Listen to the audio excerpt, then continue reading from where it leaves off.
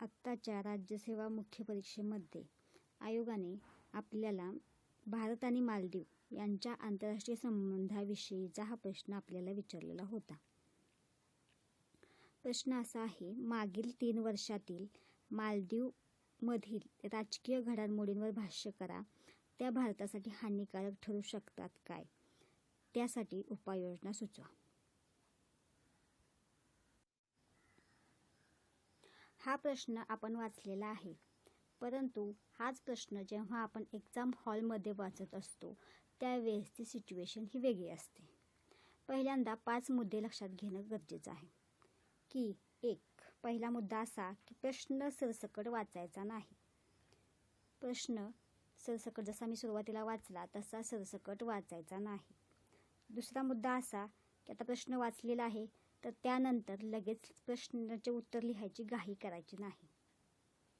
तिसरा मुद्दा असा, जर प्रश्न तुमच्या ओळखीचा नसेल, समजा एखाद्याला माहिती नसेल, मालदीव संदर्भात माहिती नसेल किंवा त्यांचे संबंध आपल्या भारताशी कसे आहेत किंवा त्या संदर्भात कधी त्याने वाचलंही नसेल, त्याच्याकडे कोणताही डेटाही नसेल, तर त्यावेळेसच्या सिच्युएशनमध्ये पॅनिक व्हायचं नाही, घाबरायचं नाही.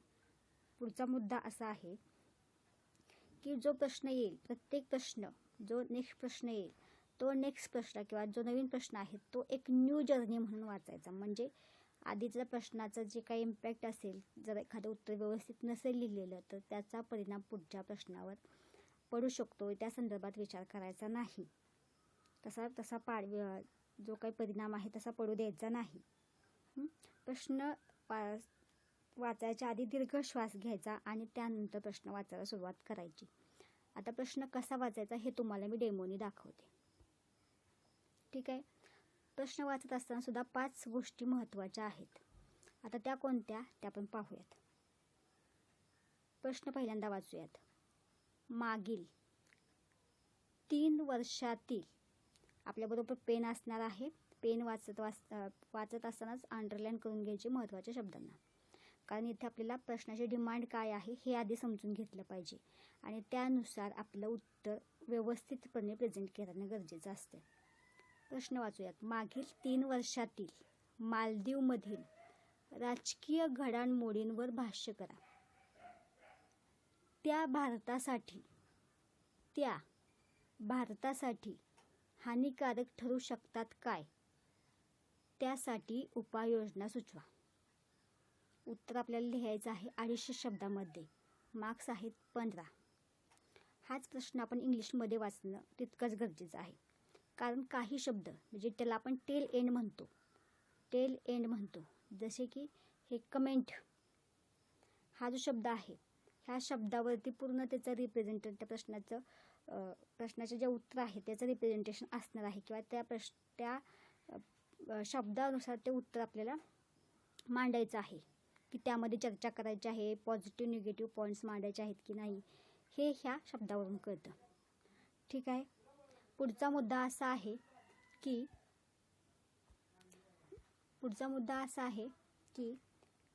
जे आपण प्रश्न वाचत आहे त्या प्रश्नामध्ये प्रश्नामध्ये किती प्रश्न, सब क्वेश्चन्स किती आहेत हे सुद्धा नीट वाचायचे. किती सब क्वेश्चन्स आहेत म्हणजे तेवढं आपल्याला त्या शब्दामध्ये मांडता येते का, एखाद्या प्रश्नाला किती शब्द द्यायचे आहेत तिथे ते कळतं. इथं बघा आपल्याला 3 प्रश्न आहेत. काय आहे? मालदीवमधील राजकीय घडामोडींवरती भाष्य करायचं आहे. पुढचा आहे हानिकारक ठरू शकतात काय? हा एक झाला. हा दुसरा प्रश्न आणि हा तिसरा, उपाययोजना सुचवा, हा तिसरा प्रश्न. ठीक आहे. जसं की तुम्हाला म्हटलेलं आहे टेल एंड, याचं मी नेक्स्ट स्लाईडमध्ये तुम्हाला एक्सप्लेनेशन देते. ठीक आहे. पुढचा मुद्दा आहे की 15 मार्क्स आणि 250 शब्द. जेव्हा आपण उत्तरलेखन करत असतो, व्हाईट पेपरवरती जेव्हा आपण उत्तरलेखन करत असतो, आपल्याला माहिती आहे त्याचं एक मार्जिन असतं आणि त्या मार्जिनच्या मध्ये आपल्याला आन्सर रायटिंग करायचं असते. आपण जेव्हा एक 20 ते 25 प्रश्नांची उत्तर लिहितो त्यानंतर आपल्याला कळून जातं की कुठपर्यंत आल्यानंतर शब्द किती होतात, म्हणजे एका पेजवरती शब्द किती. आपले जे लिखाणाचं जे कौशल असतं, स्किल असतं, एका लाईनमध्ये आपण किती शब्द लिहितोय, आपलं बिहेवियर असतं ते आपण काही असं मोजून बसत नाही, पण जसं ते बिहेवियर असतं त्यानंतर आपण काउंट करायचे शब्द की एका लाईनमध्ये आपले शब्द किती बसत आहेत. त्यानुसार तुम्हाला अंदाज येऊन जाईल की आपलं उत्तर किती पेजमध्ये बसतं आहे. हाफ पेज एका 1 पेजमध्ये नेक्स्ट दुसऱ्या बाजूला हाफ पेजमध्ये बसतं आहे का त्याच्या बाजूला पुढचं एक अजून पेज लागतं आहे 250 शब्द किंवा 150 शब्दासाठी. तो एक आपल्याला अंदाज येऊन जातो. ठीक आहे.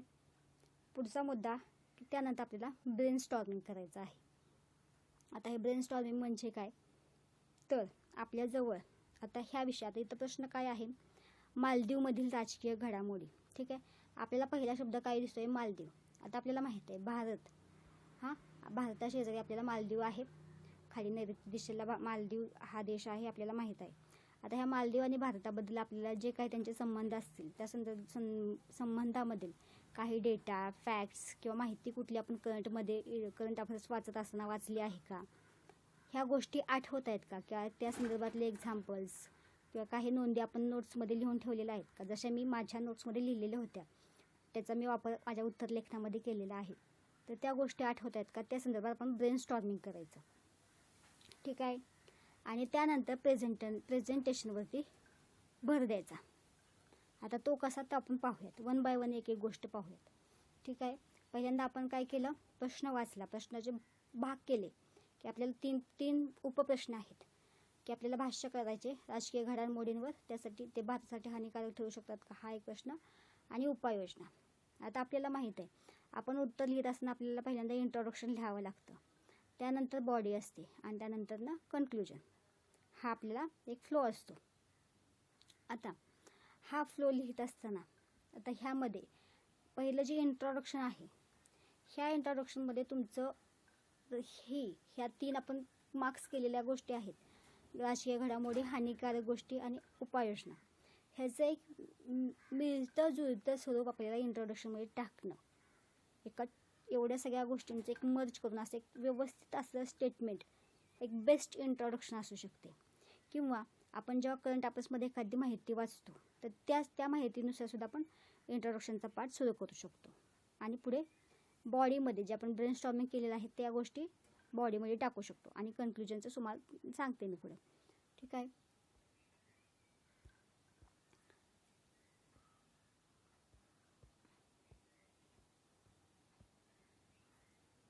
हां, मग आता सुरुवात करूयात.